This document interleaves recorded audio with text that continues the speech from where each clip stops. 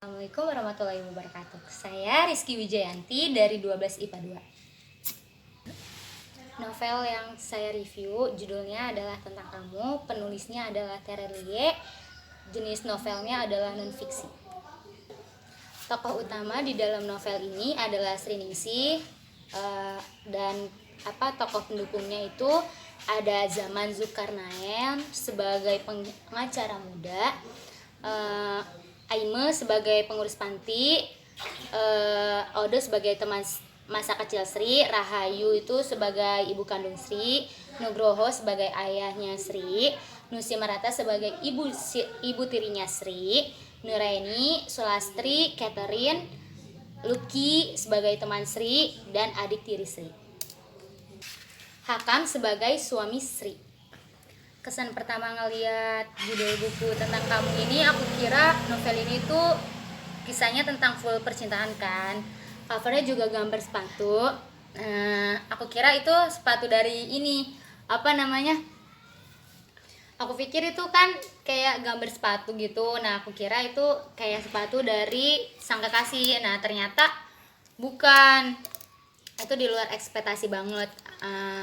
Saking bagusnya novel ini tuh penuh banget sama pelajaran hidup, kayak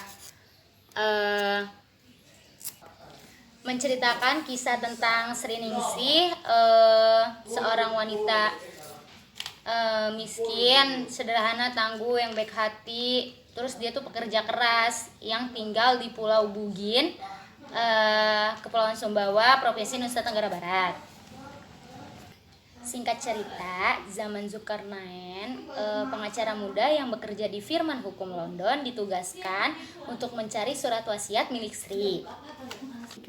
Nah, pencarian pertama Zaman lakuin di panti jompo di kota Paris. Nah, Zaman gak sendirian, dia dibantu oleh Aime, seorang pengurus panti.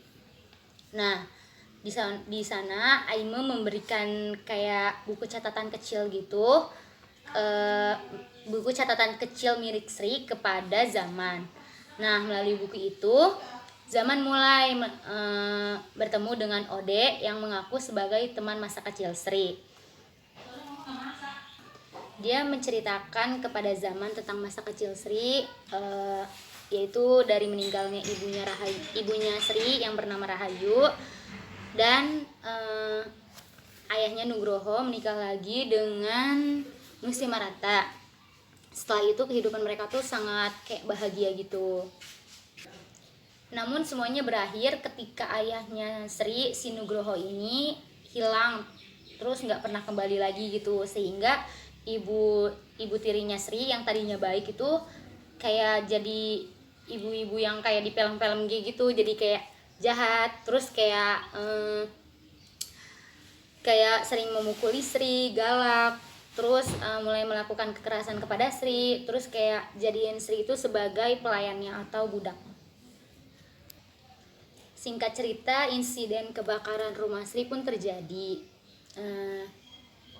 Ibu tirinya Sri itu meninggal dunia akibat hangus terbakar, dan membuat Sri dengan adik tirinya terpaksa harus meninggalkan rumah dan tinggal di Madrasah Kiai Masum di Surakarta.